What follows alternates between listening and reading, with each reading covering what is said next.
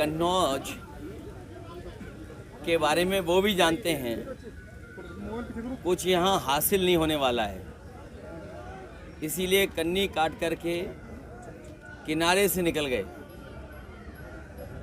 और कन्नौज हमेशा इतिहास बनाने का काम किया है।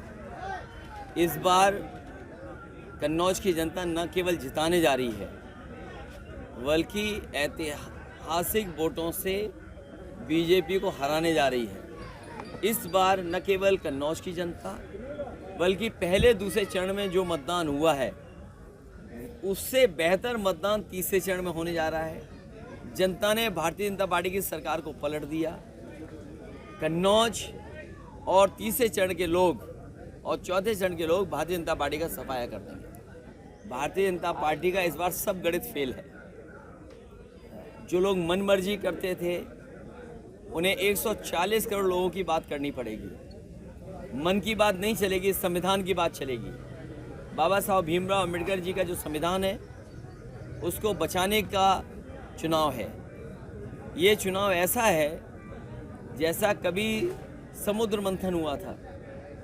इस बार ये संविधान मंथन होने जा रहा है। एक तरफ वो लोग हैं जो संविधान की रक्षा करना चाहते हैं, दूसरी तरफ वो लोग हैं जो संविधान के भक्षक हैं। इसलिए भारतीय जनता पार्टी का सफाया होना निश्चित है। बहुत बात साफ है, समाजवादी लोगों ने महाराणा प्रताप जयंती के लिए छुट्टी दी। महाराणा प्रताप जी का सम्मान, महाराणा प्रताप जी का जो शौर्य रहा, उनका योगदान रहा, उनका साहस, उसके प्रति सब लोग उनके अच्छी भावना से देखते हैं। लेकिन भारतीय जनता पार्टी के लोग हर चीज़ में राजनीति ढूंढते हैं। अभी कुछ दिन पहले मैनपुरी में सड़कों पे न केवल मैनपुरी के बुलडोजर मंगाए गए थे बल्कि आसपास के जिलों के बुलडोजर मंगाए गए थे और पूरे 1-2 जिले की पुलिस लग गई थी। आखिरकार क्या कारण था? अगर चौराहे चौराहे पुलिस होती, आप बुलडोजर के लिए तो पुलिस ला रहे हो, बुलडोजर की सुरक्षा के लिए तो पुलिस ला रहे हो, लेकिन जहाँ पर उनको कोई लग रहा है कि कहीं उपद्रव हो सकता है, कोई प्रतिमा पे चढ़ सकता है, कई बार ना समझ लोग होते हैं, अगर प्रतिमा में चढ़ के वो अपमान नहीं कर रहे हैं, उनका म्यूट करके वीडियो बीजेपी का कार्यालय, मुख्यमंत्री के कार्यालय ने पत्रकारों को भेजा।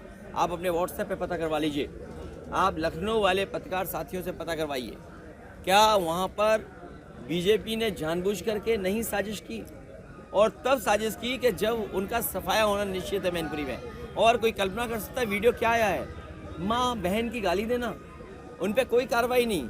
जो लोग नारे लगा रहे थे महाराणा प्रताप के खिलाफ, कोई नहीं बोल रहा था और उन्हें आपने 7 अमेंडमेंट क्रिमिनल एक्ट में जेल भेज दिया। 100 अज्ञात नाम डाले हैं और जिन्होंने माँ बहन की खुलेआम गाली दी और कहा हम बूथ लूट लेंगे।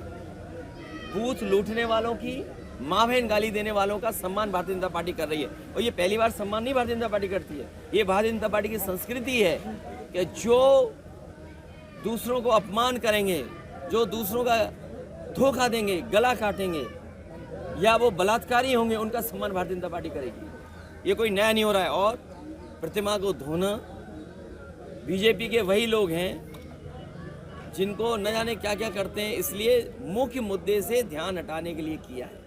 ये पहला राजनीतिक दल है जो अपने ही नैरेटिव में फंस गया, अपने बनाए हुए जाल में फंस गया। जो नेगेटिव नैरेटिव बनाया था भारतीय जनता पार्टी ने, जो नकारात्मक राजनीति की शुरुआत की थी, उसी गड्ढे में भारतीय जनता पार्टी के लोग गिर गए हैं। याद रखना, जो गड्ढे दूसरे के लिए खोदते हैं वो एक दिन अपने आप खुद गिरते हैं। बीजेपी का जो नेगेटिव नैरेटिव था आज वही उसको हरा रहा है। और हम तो अपना समाजवादियों से कहेंगे चुनाव के बाद संविधान का मंदिर हर पार्टी कार्यालय में बनेगा। संविधान का मंदिर हर पार्टी कार्यालय में बनाएंगे, जिससे लोग समझें संविधान का जाने का मतलब उनके अधिकार छीनना, संविधान का खत्म होने का मतलब उनको पढ़ाई उनसे छीन लेना। संविधान को अगर ये बीजेपी खत्म इसलिए करना चाहती क्योंकि आपको न्याय नहीं देना चाहती। संविधान हमारा संजीवनी है, इसलिए हर समाजवादी पार्टी के कार्यालय में संविधान का मंदिर बनेगा। और आने वाले समय में हम अपनी जनता को भरोसा दिलाते हैं कि बाबा साहब भीमराव अम्बेडकर जी का दिया हुआ संविधान को कोई ठेस नहीं पहुंचा सकेगा। जो संविधान बदलने निकले हैं उनको जनता बदल देगी। इस बार मैं अपने बहुजन समाज के लोगों से कहूँगा बहुजन समाज पार्टी को वोट देने का मतलब है अपना वोट खराब करना। वो बीजेपी का साथ दे रहे हैं, चाहे सामने से चाहे पीछे से। इसलिए मैं आपके सामने अपील करता हूं कि बहुजन समाज पार्टी को वोट देने का मतलब है अपना वोट खराब करना। भैया, सीएम योगी ने कहा कांग्रेस और सपा को लेकर कि ये इनके डीएनए में रामद्रोह है और ये लोग देशद्रोही हैं। ये जिस पेड़ के नीचे बैठे हैं, ये पेड़ वो है जिस पेड़ पे आखिरी समय पे कृष्ण भगवान रहे। मैं इस पेड़ को साक्षी मान के कहना चाहता हूँ कि भारतीय जनता पार्टी के जितने नेता हैं सब झूठे हैं। एक आखिरी सवाल है, ये कल चुनाव हो रहा है, मैं कल के चुनाव के लिए मतदाताओं को कहूँगा कि ज़्यादा से ज़्यादा मतदान करें और नकारात्मक सोच वालों को हटाएं। जो नकारात्मक राजनीति कर रहे हैं उनको हटाएं। ये पुलिस वाले जो छापा मार रहे हैं, पुलिस वाले याद रखें और प्रशासन के लोग, क्योंकि इनकी भी नौकरी 3 साल की हो जाएगी। कौन डीएम को आउटसोर्स कर दिया तो आप बताइए। लेटरल एंट्री हुई थी, लेटरल एंट्री की गई थी दिल्ली में, उनसे काम लिए, गलत काम कराए और 3 साल वो अमेरिका चले गए सब छोड़ करके। ये आपको पता है कि नहीं पता है? लेटरल एंट्री में जिनको आईएएस अफसर बनाया गया था, दिल्ली में नौकरी दी गई थी, बड़े बड़े काम करवा लिए, अपने मन मर्जी फैसले करा लिए, उसके बाद वो लोग नौकरी छोड़ के अमेरिका भाग गए। तो एक दिन ऐसा आएगा कि लेटरल एंट्री से डीएम बैठ जाएंगे और बाद में डीएम छोड़ के भाग जाएंगे भारत। अभी तक तो उद्योगपति छोड़ के भारत गए थे भाग के।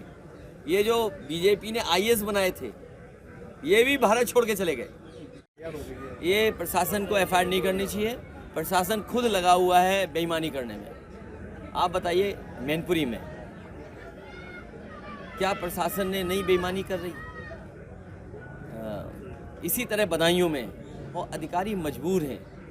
दिल्ली वाले, लखनऊ वाले इतना प्रेशर कर रहे हैं जिसकी आप कल्पना नहीं कर सकते। और मुझे सुनने में आया है एक अधिकारी जो रिटायर्ड था, एक अधिकारी रिटायर्ड जो चीफ सेक्रेटरी लेवल पे था, वो बाकायदा गाड़ी से गया और उस रास्ते गया जहां भारतीय जनता पार्टी हार रही है।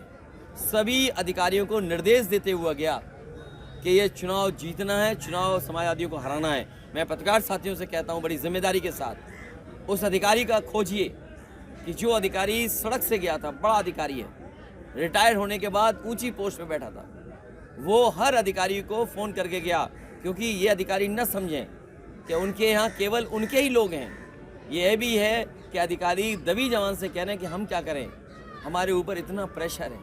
तो सोचिए, इसका चुनाव आयोग भी नोटिस ले कि ऐसे कौन से अधिकारी हैं जो निर्देश दे रहे हैं कि समाजवादी पार्टी के नेताओं पर एफआईआर हो, समाजवादी पार्टी के जो कार्यकर्ता हैं उन पर झूठे मुकदमे लगाए जाए। ऐसे अधिकारियों के खिलाफ चुनाव आयोग कार्रवाई करे। जब पहलवान हार जाता है, हमारे साथी किसी ने कुश्ती देखी होगी, जब पहलवान हारने लगता है तो क्या नहीं करे बताओ। जो हारने वाला पहलवान है कभी नोचता है, कभी काटने भी लगता है। तो और खिसियाना आदमी क्या करता है बताओ आप? जौनपुर में नहीं, वो बिल्ली के लिए है। जौनपुर में मायावती ने टिकट काट दिया। ये धनंजय सिंह आपके संपर्क में? नहीं, मेरे संपर्क में कोई नहीं है, लेकिन बहुजन समाज पार्टी का रास्ता कुछ और है जिसकी वजह से टिकट काटते हैं। भैया हम लोग